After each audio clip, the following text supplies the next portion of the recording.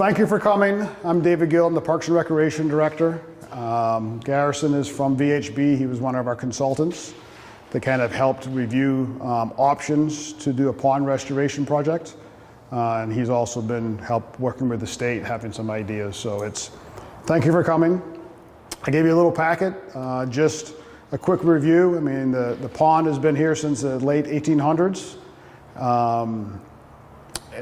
And sometime around 1943, 44, we did a pond restoration. The last time we did it was 1986. 1986 was a full dredge. The pond was about 10 feet deep.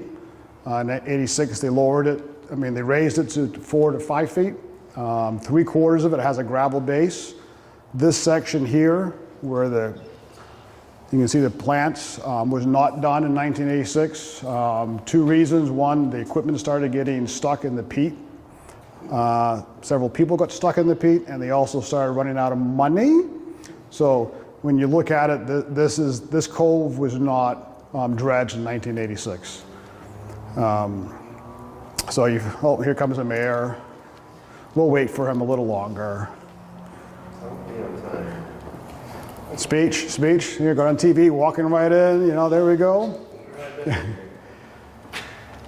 So in 1986, we dredged the pond. They raised it, brought in all the fill, and it's been that way ever since.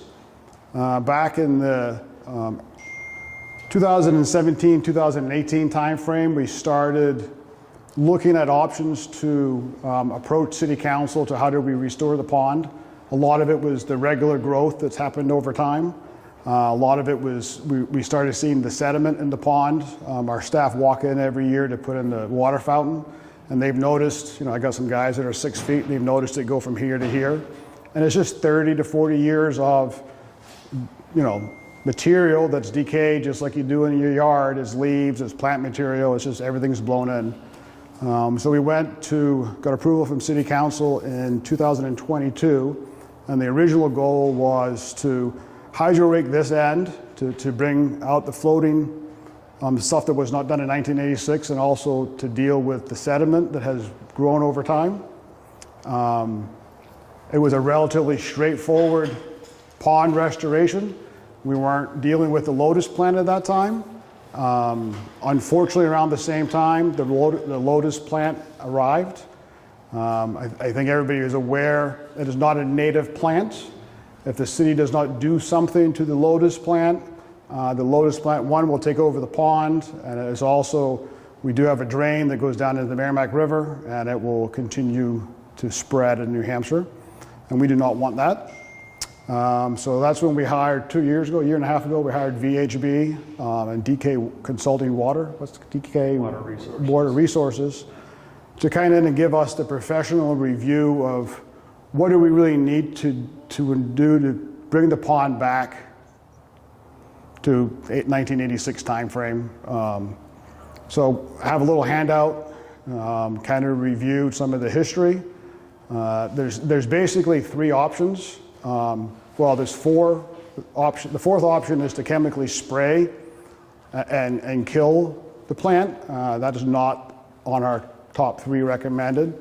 That's hopefully the last thing that we have to do. Good evening.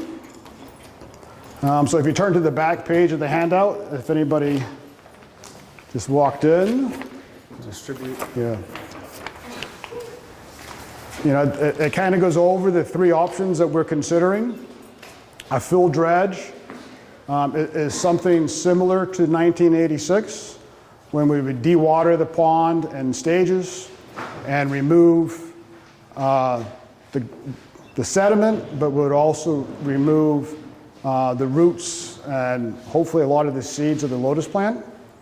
And then all that material, it does have to be on site to dewater. Once it's dewatered, then we would truck it off site. The second option, right now that's the recommended option, is to really own taking care of the pond all at once. However, there's 2 other options we're still considering. One is a wet dredge. Basically, it's backhoes and lines, and we pull all the muck out. It's less effective in getting It's fairly good about getting the sediment and some of the plants, but it's not going to do a good job with removing the roots and the seed of the lotus plant. And then the last option we're looking at is a hydro-raking. That's basically bringing in a barge-like apparatus with a backhoe on it, and basically scoop by scoop comes in, digs the muck out, brings it to the side, and lets it dewater. The challenge with the hydro-raking is not as effective as a full dredge regarding removing the seeds and the plants, but it is still effective. Hydro-raking, the opportunity will have to be, there's a greater chance it would have to do it again, because there's a higher probability it would leave some of the roots and the seed of the plants. And I'm going to turn it over to Garrison in a minute, but the interesting piece I learned, the seed of the lotus plant can be dormant for 15 years. So that's an awful long time to think that we're going to spend anywhere up to $500,000 to remove it and make it look good now. And if we leave, we have to be very aware of any new growth. The staff is going to have to be trained to go in there and manually remove it so it doesn't spread. But that, when the state told me that it was 15 years, I was kind of shocked, because it's not like we can do this one project in a year and then it can be the next generation's problem 40 years from now to do it again. So that's a quick overview. The technical aspect of the phosphates and the water quality and why this pond is so rich for the lotus plant is the expert right here. Yeah, so hi everyone, my name is Garrison Beck. I work for VHB based in Bedford. I'm a water resources planner, so water resources is my bread and butter. I have a background in water quality and aquatic plants and invasive species. So we've been working closely with the city over the past year and a half on working through this process of the background of the pond, the background of the sacred lotus plant, and what the best method is for removal. Really, from our perspective in trying to help the city and the pond and the neighborhood, as David mentioned, it really came down to, well, you know, it's the classic conundrum of kind of treating the wound entirely or trying to chop away at it year by year. So really what our primary recommendation with the full dry dredge is to really try and take this and treat it as completely as possible now and hopefully reduce the chances for ongoing maintenance or the need for ongoing maintenance. The other two options David mentioned, the primary issue there is with a plant like this, the roots and the rhizomes, so this lotus can spread by rhizomes. So basically when it has a clump of a root ball kind of down at the bottom of the pond, it doesn't have to kind of wait for the roots to spread. It'll send out this one rhizome that is many feet long, 4, 5, 6 feet long, and it'll start kind of another root clump there and start an entirely new plant. And I'm sure many of you have seen, we're talking a matter of weeks and months. We're not talking about years here in how fast this thing grows and spreads. So our approach to this project was, what's going to be the most efficient in the long run, and that's what we're really aiming for here, is trying our best to remove this plant. So as I'm sure you've seen, it's pretty much, as of last season, has taken over about half of the pond. And we expect that to be probably even greater this year. And so at this magnitude, we really need to be aggressive in trying to treat it and deal with it. And that, so we can restore the pond at once as much as possible, and and then our ongoing maintenance would ideally be reduced. The problem I'll just mention with our concern with the other two options, they're viable options. Our concern is that if we're doing something when in the wet, with hydro-raking or a wet dredge, I'm sure you can imagine, as soon as you stick a shovel in the bottom of the pond, that turbidity clouds up the water. And there's really no way to know whether we're scooping all of the plant in one location or not, how much of it is fragmenting. Plants like this, invasive species like this, can start a new colony, a new plant from just fragments of the roots or tubers or seeds. So that was our primary concern with some of this wet work. And that's why we presented the option to the city of, trying to do this in the dry as much as possible so that we can actually physically see what we're working with and making sure that we're removing it as much as possible all at once. And another thing that compounds the issue is the pond is 4 to 5 feet deep. It's very warm. It does not turn over. A lot of algae in the summertime. So from a water quality point of view, it's a feeding ground for the lotus plant just to explode.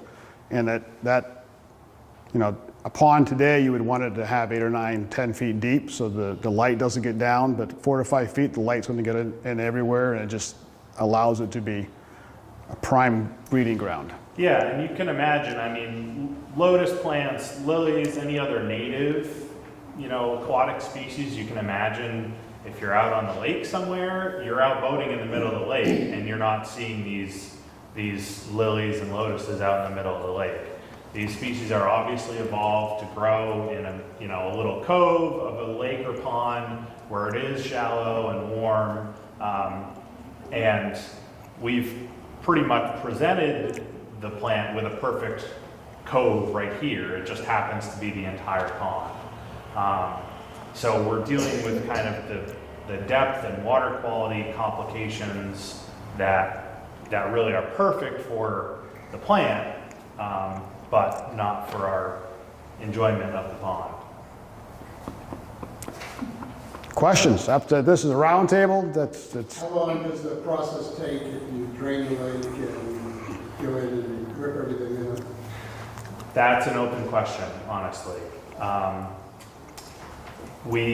So I'll just say a little bit more about where we're at today. We're still in very much the conceptual phase. The city has not decided specifically which direction to go. I think the mayor and one city councilor is here. We have to go back to them for review and funding options. Yes, so we are still in very much the conceptual phase. We have not done any sort of complete design.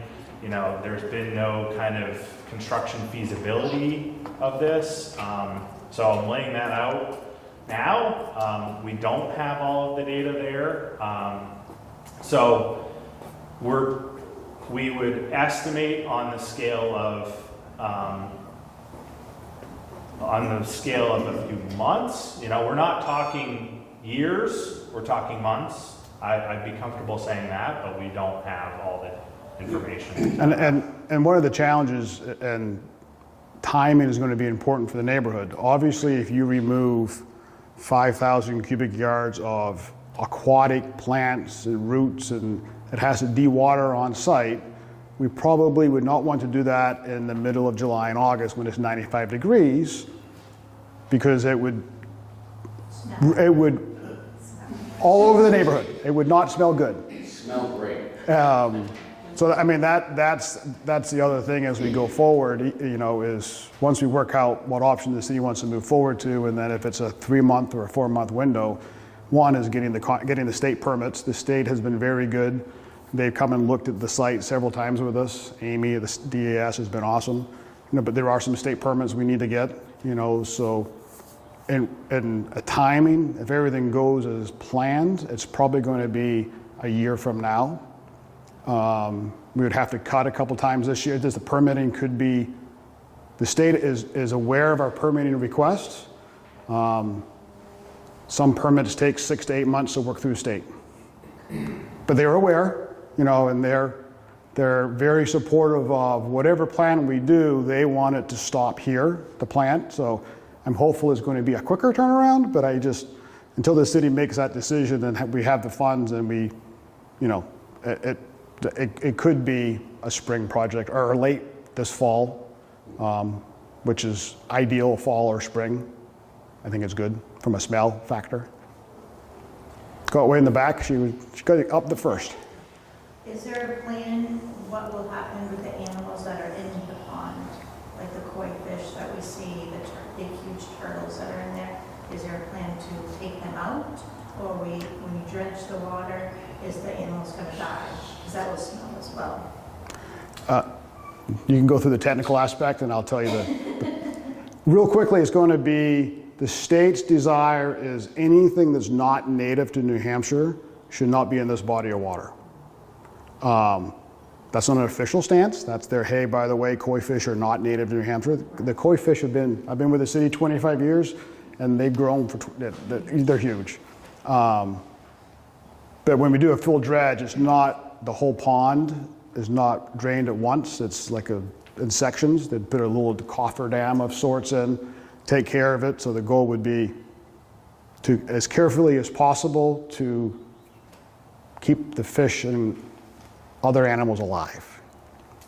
Yeah, and so that was a specific concern of ours in preparing these options, and I thank you for asking that question, because it is an important clarification that when we say dry dredge, what we've talked about is basically doing this in sections, whether it's half the pond at a time. You know, we don't exactly know the scale of it, but using some sort of cofferdam or sandbags of some sort to be able to kind of bisect the pond so that we can have a dry section to work in, and we can, before pumping that dry, we can take fish and turtles and anything else we find and be transferring them to the wet side of the pond so that we're maintaining that habitat through the course of the project.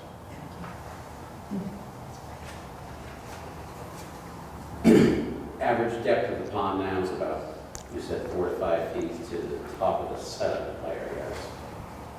Top of Yes, is that right? About 4 to 5 feet to the top of the sediment layer. Yeah. And if we step on it, we're going to sink another 2 feet. Well, no. yeah, so Including the sediment layer is 4 to 5 feet. yeah. Oh, so we only have maybe 2 feet, 2.5 feet of water. In some areas. Okay. In some areas. Depth to the bulb, tubular, the bulbs, the roots, the lotus. Depth is? Well, we don't know for sure. We assume that because in most of the pond, where in the 80s, where it was filled with gravel, we assume that the lotus really has not been able to grow down into the gravel very well. And so it's mostly growing across the surface and kind of gripping onto the top. We went out and did take had a metal rod and tried to probe down, and most of the pond is solid with a steel rod going like that, and it stopped because so a sediment core sampler would not be feasible with the gravel that's in there. No. Okay.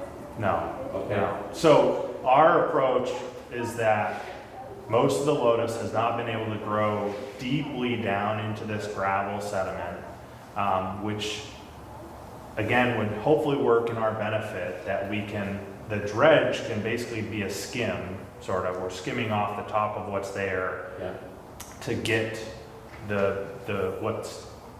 however deep it's gone, the roots and rhizomes, and that's another reason for us to try to do this dry, so that we can physically observe how deep they have been able to grow and adjust according to that. And I will say, as David mentioned, this kind of corner, when the project was done in the 80s, this is where there was a significant amount of peat and equipment, and people started getting stuck.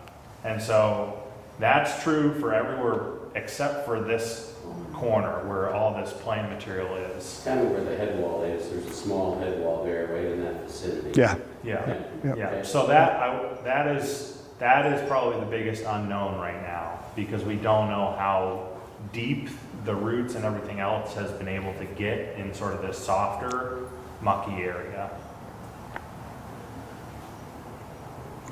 in the corner. Couple of questions first, just to make sure I understand. So dewatering in the full dry dredge does not equal draining the pond. Is that correct?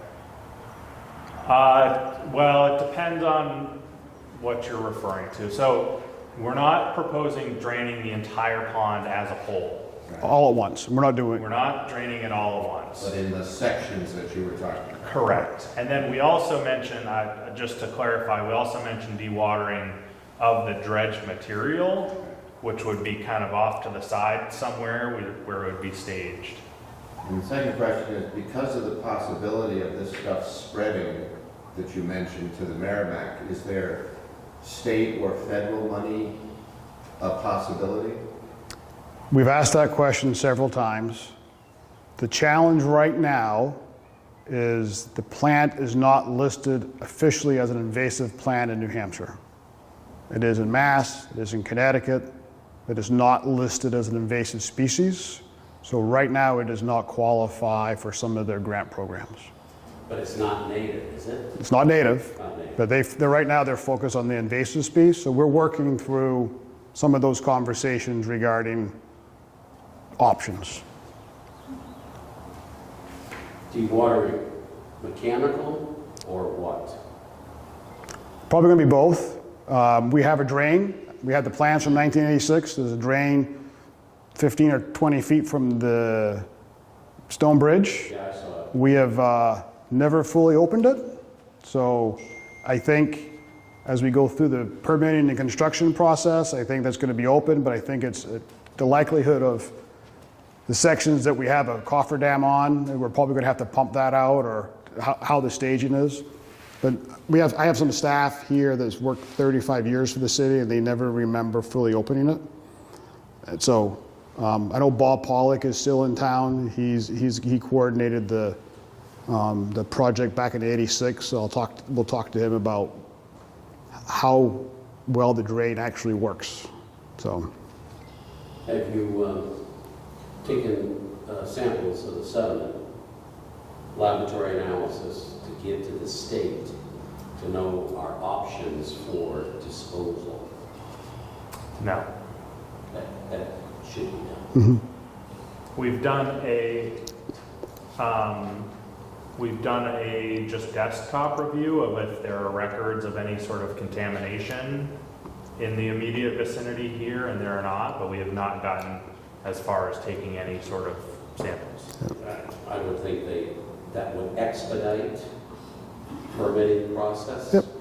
I don't expect anything in there. I don't expect to find, creosote or any nasty materials or any pesticides, that type of thing. the water quality test came back really high in phosphorus, but that's not surprising because it's Yeah. a shallow, warm body. But if that was done, I think it would be helpful. Yep, good point. And have you thought of this? I kind of, before coming over this evening, came on a hybrid approach of your full dry and wet. So have you thought about having dump trailers? You know what a dump trailer, it's a tractor trailer, open top sides, that does literally dump, 30 yard. You have massive pile of wood chips that you, with a front end loader, you'll fill up the bottom of the dump trailer with about a foot of chips. And each time, the dredge removes muck from the pond, you have a long arm excavator. They can go 40, 45 feet with an arm. Dump it in the dump trailer, let it sit for a while, let it go back into the pond, move on. And you have two of them continual rotation. And I think that's the next phase, once we get into a decision of what can we afford, and then get the construction documents and get things lined up. Anything that we can do to minimize the product sitting here in an unopened, in an open area to dewater. So something in a container, it's going to be a lot easier to remove once it's dewatered. So I think that those are the things we have to get in the next phase once we figure out what option the city wants to go in, is how then to minimize the product on site as it dewaters. Why do you have to de-water? Well, the actual dredge material itself, that will just help us cut down on disposal cost. Because if we're talking about, you know, a dump truck full of wet, soppy vegetation and sediment, that will increase our transportation disposal costs if we are able to allow it to dry out and, you know, basically fit more tonnage into a dump truck or whatever means it takes, then it's a more cost-effective method, essentially. I just hate seeing that pile up by the pool. I walk in this park 3 times a day, and it looks hideous up by the pool, seeing that up there. It should be put somewhere that kids aren't going to be looking at it, or people aren't going to be looking at it. Right up here by the pool, when we're trying to fix up our pool, looks hideous. Yep. And it smells. I live up on Ludwig Street, right over the park, so it smells. So it'd be nice to have it somewhere else besides in the park. Question way in the back? Yep.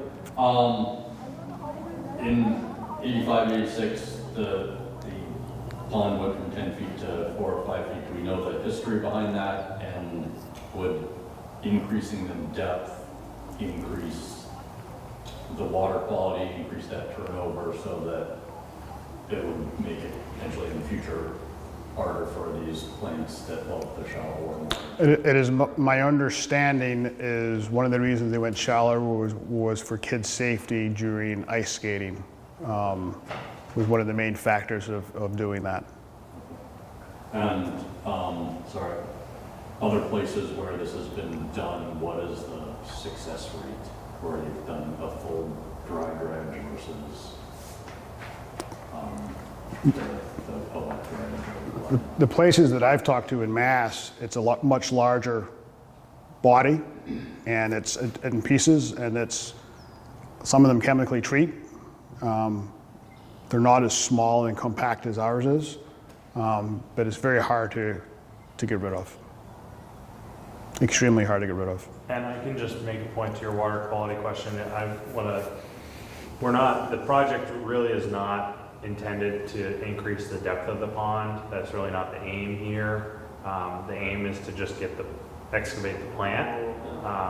So we're not proposing to really excavate and really dredge down to significantly increase the depth of the pond. Thank you. We got a new question right here. Yeah, so if you do the full dry dredge, is the plan to replace the sediment in the cove with gravel? We're working through that. Again, that's, Another variable. yeah, right. Well, and I think that the challenge with the cove is, the end result, we still need to have plant life in the pond to support the habitats and support the water quality.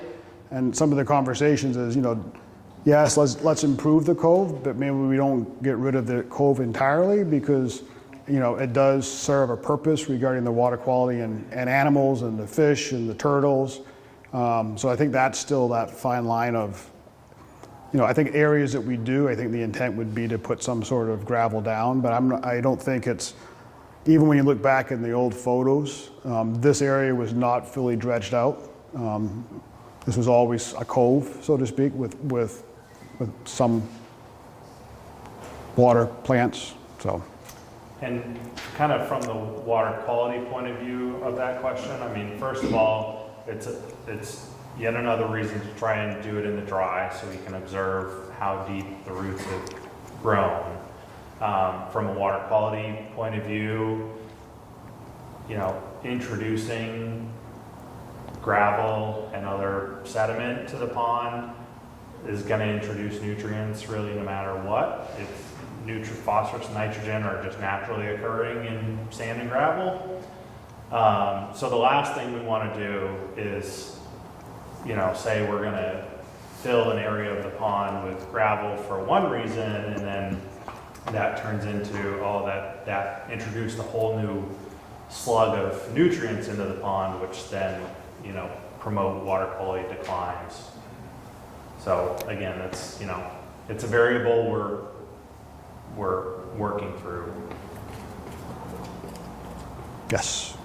Is the chemical option not being considered because of cost, or because of relative efficiency, or because of environmental concerns? And if the latter, what are they? Are these long-term effects, or things?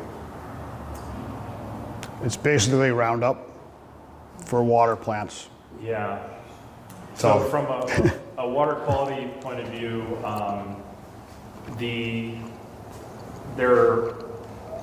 aside from the sort of herbicide long-term environmental impacts, from sort of a short-term water quality point of view, it could, in the worst case scenario, we could be talking about a fish kill if we were to use chemical application, because essentially what happens in that scenario is if we were to treat the entire area of lotus at once, which would by any professional would not be recommended, but if it were to happen, what happens is that if that lotus is left to die and decay in the pond, that decay uses oxygen in the water, and when you have that massive of a biomass of plant material that's all dying at one time and decaying in the water at one time, that's what actually sucks the oxygen out of the water from all the bacteria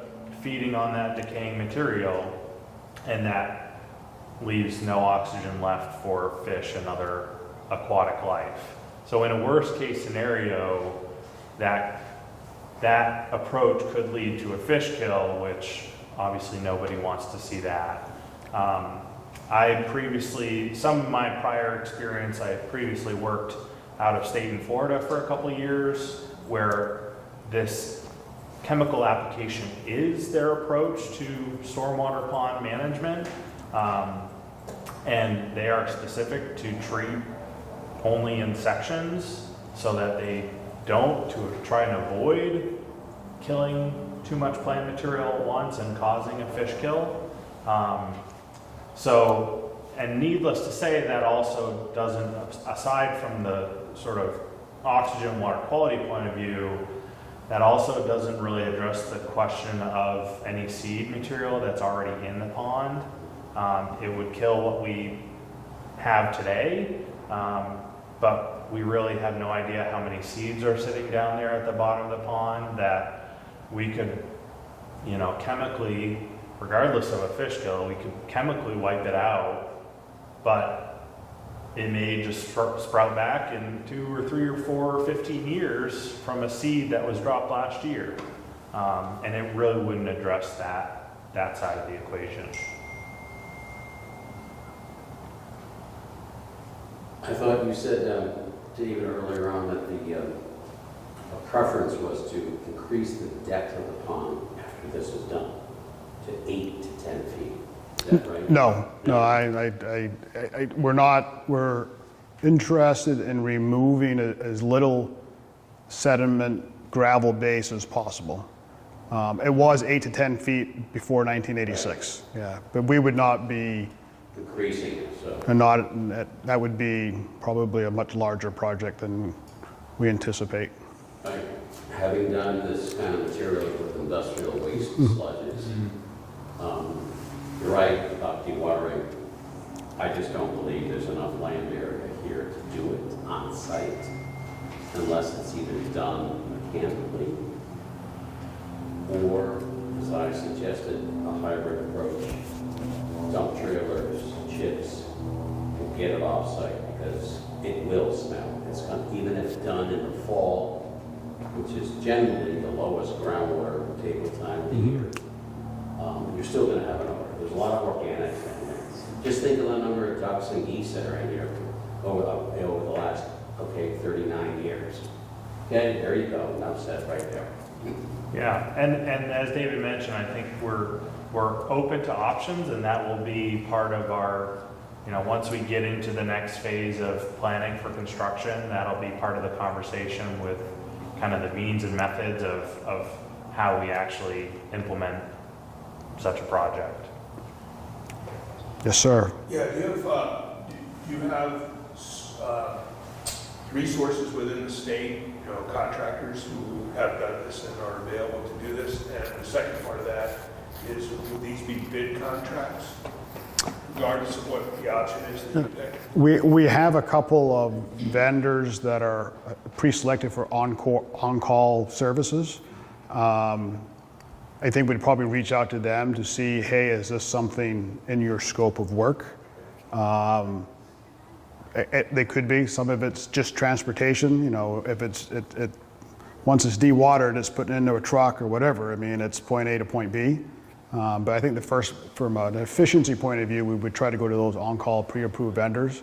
And if for whatever reason they cannot, then we would have to do an RFP. Yeah. And I think the other challenge that we will face, whatever option it comes down to, is a lot of contractors are extremely busy and already booked up. Some of them are already booked up to next year, so that's just the reality of where we are right now is, once we get a plan in place, we're going to, and as soon as we make a decision and we go to city council and say, hey, it's X, Y, or Z, as soon as that process starts, we'll start working with our on-call vendors to, as we're going through the permitting process, giving them a heads up, is this something in your wheelhouse? If it is, great. And if it's not, then that gives us time to get the RFP packet out to ready to hit the streets. And my goal, and I think, so White Park is not White Park without a pond. And we recognize we have to do something for the lotus plant. We recognize we wanted to do something before the lotus plant arrived because of the sediment and the growth. That's just going to be the hard decision of the choices we make. And I look at the mayor and Councilor Keach. It's going to come down to how do we pay for it. And needs to be as minimal impact for this neighborhood. The smell, the disruption, the equipment, and that's all going to factor into making sure we do it the right way once, and hopefully this is somebody else's problem 30 years from now. Is there a reason, we don't see as many ducks anymore? Is the lotus plant pushing the ducks away, or we haven't seen as many ducks? There's 2 right now that've been there, and they keep coming back. Yeah, we noticed that there was a good 15 or 20 early last spring, and then as soon as it exploded, they lost water. And none of them died. I just think they went somewhere else. But we did notice the same thing once it got, probably over the half point. They did go somewhere else. They used to have little baby ducks, and we Yeah. didn't see many much. Yeah. So I didn't know if that's what was deterring them from, not being here. There is I don't know what the official term is. Celery plant is what I call it. But the ducks love just 6 or 7 inches below the surface is that plant that they love to eat. It's not lotus, so before they were always here eating. So if the lotus plant took over whatever that plant is, they probably would have gone elsewhere. Can you just clarify, I feel like I heard both things. Does the dewatering of the sediment removed from the pond have to dewater on site, or can it be done off site? It would add to the cost of the project if we did it off-site. There's nothing statutorily in the state or any federal guidelines that requires it to be done on site. Is that true or false? I'm not aware of any. I'm not aware of any, no. No. Mayor put that money in the budget for that. Pretty close to it. I did hear, and again, I'm on TV, so I did hear one of the issues in 1986 is at one point in time when they were trucking the material off-site, it was not dewatered all the way, and it went down Center Street, down, and smelled up downtown, so there was a lot of feedback from. So 21st century stuff, I'm sure we can come up with a way to conceal and hold the water back. And I will say, a potential concern as well is that if we're potentially transporting a plant that's non-native to New Hampshire, is in no other water body that we know of in New Hampshire, to potentially be trucking that down the road with water and maybe fragments, maybe seeds falling out of a truck, maybe dropping into a storm drain, I could foresee that being a concern, that we're taking effort to not be incidentally spreading this plant elsewhere. But no, to answer your question, I'm not aware of anything that specifically requires it to be dewatered here. Do you happen to live in the neighborhood? I don't. So Dave, I had one question, if I could. So with each of these three options, there's quite a wide range in estimates. That's just based on the fact that it has not been engineered yet, so we don't know how it would be accomplished. It's an engineering, and it's also the trucking costs that are the big unknown. I mean, if it's a dry, dewatered, it's going to be a lower cost than, the range is $30 to $80 a ton, or, I mean, it's, so we factor that into the range, just to kind of explain the scope of what could happen. So hopefully it's not the high end, but it could be the high end. And it all depends how far we have to truck the stuff to. So if it's up to Berlin, it's probably going to be more money. But if there's a local site closer, then hopefully it's less money. And I will say also that those cost estimates incorporate, those are from dredge projects. So we worked with our additional consultant, DK Water Resources, to help us kind of on the dredge side of things. And those cost estimates are from regional dredging projects that have happened. And primarily it's the trucking cost, the distance to disposal, and contamination cost. So if there were to be any sort of contamination, and if we have to truck further, that's obviously on the higher end of the spectrum. If it's close and we're not dealing with any special sort of contaminants, then we're talking lower end of the spectrum. But we certainly wanted to be conservative in our estimates so that we're not presenting options that we're going to come back later and say, oh, we were way out of line. Thanks. Way back and then over here. How long does it take to dewater X number of tons? How long will all this be sitting here or off-site or whatnot? And second question on the cost. So there was a CIP item for the Hydro-Raking. The others are 2x to 3x that cost. What does that look like? It was just the mayor and the council, the additional CIP item, additional budget.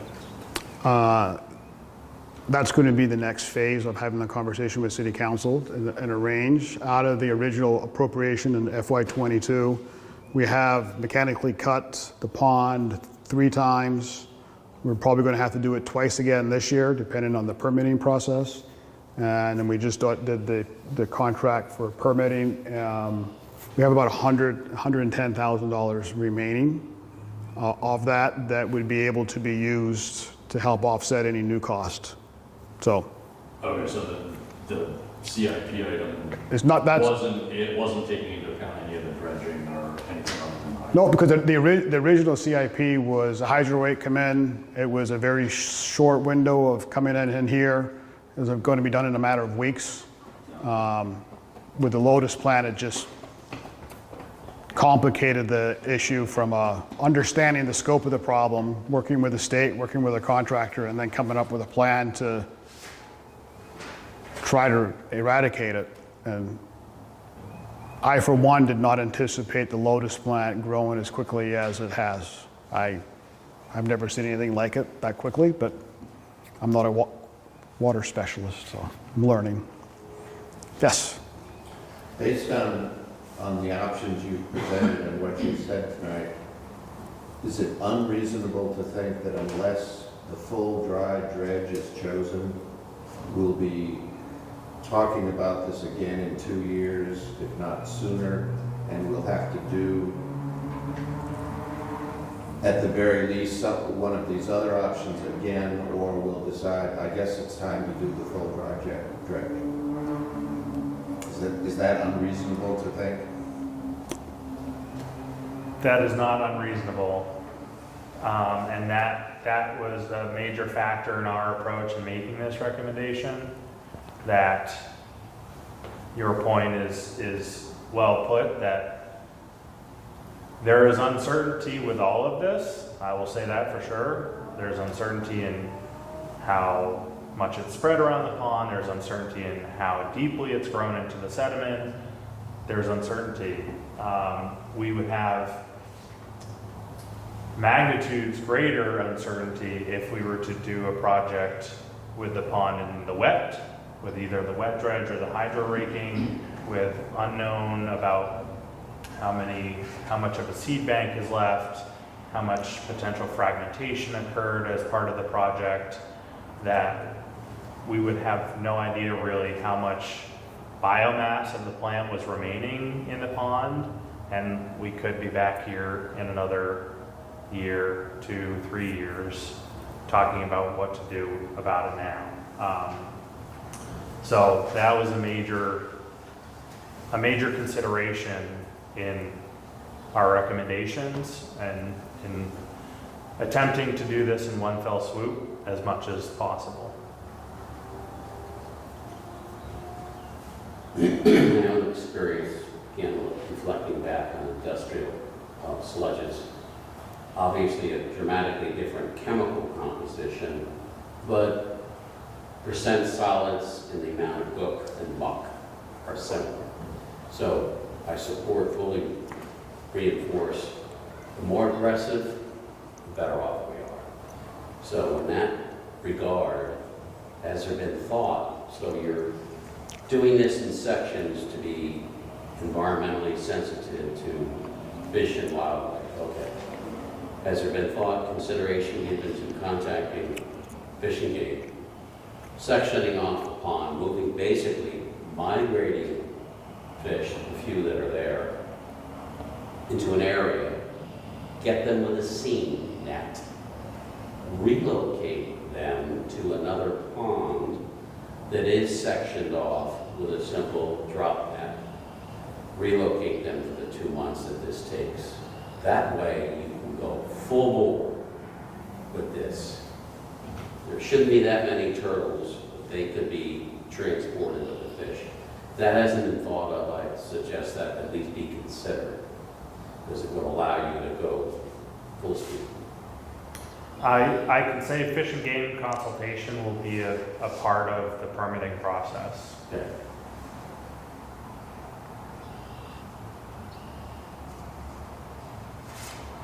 Any other thoughts, questions, concerns? Own it? Oh, How bad is the smell? I mean, there's bad smell and there's really bad smell. Take a walk out back next to it's going to be, Wall Street. Hall Street would be minor. You've got tons of decaying material that is dewatering, and I don't care if it's 32 degrees, it's decaying and it's going to smell.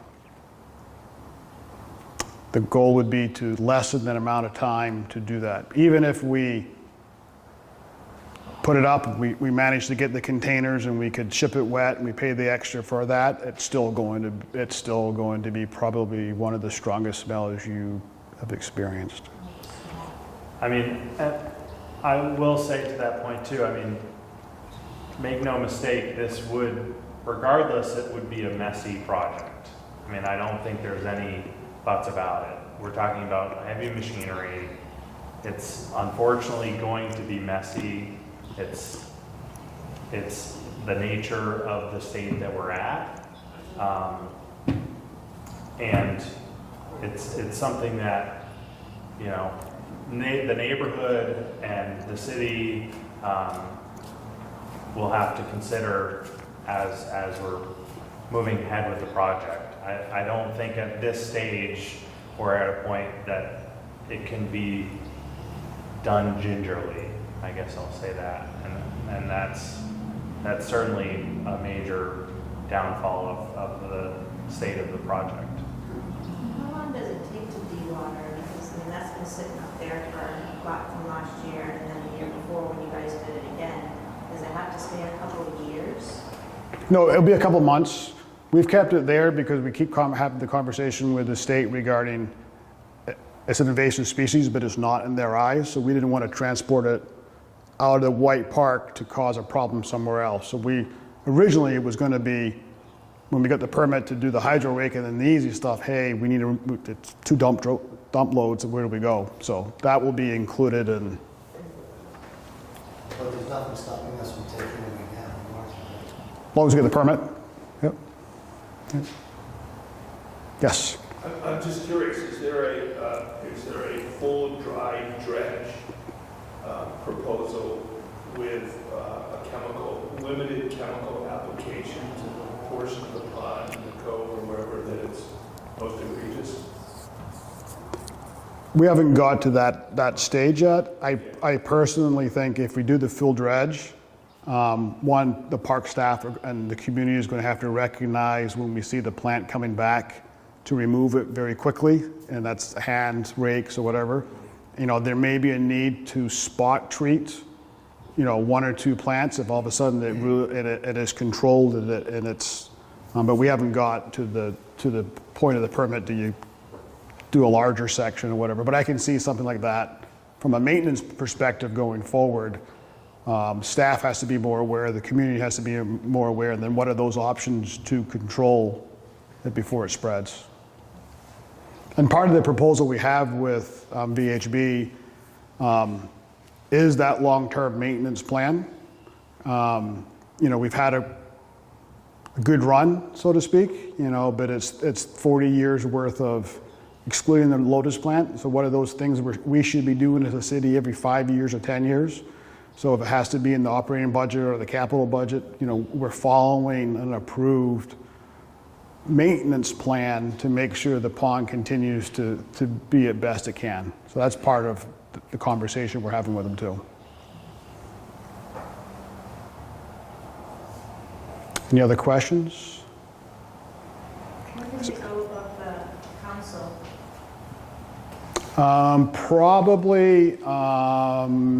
We'll probably be ready June or July to get everything together and then allow them the time to have that conversation regarding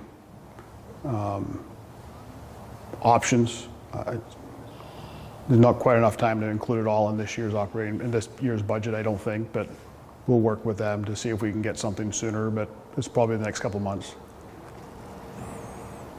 So the general consensus of the folks here, I don't want to put words in anybody's mouth, is to try to take care of the problem as quickly and as easy as possible. So it's not something we have to come back 2 years from now or 3 years from now for another conversation. General consensus? Somehow you need to ascertain as best you can the depth of the holes, the lotus plant, so you know, you have a better idea. And if they're a foot below the gravel that's there, you know you gotta remove the gravel. So it's coming out. Yeah, I will say we did in part of our field work last spring, actually around the same time of year. This was the time of year we probed the sediment. But later in the season, when it was growing fully, I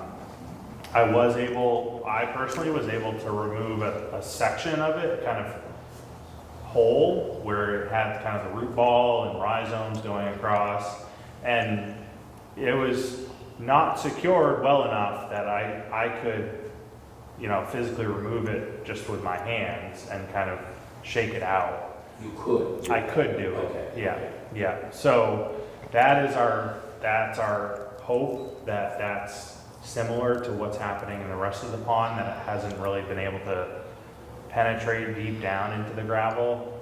So that And means it's- gravel will be coming out, which will complicate dewatering mechanical, Right, big time. right. So, Big. right. So when I mentioned kind of skimming earlier, I mean sort of we'd certainly be getting down into the gravel. Yeah. We're not talking about removing 6, 12 4 or inches, 5 5 feet. feet of gravel. We're talking about Inches. a foot, right. 2 feet. Right, enough to get down where we're getting that root material, and we assume that it's only been able to really muckle on to that top 6, 12 inches of gravel because it's dense gravel down there.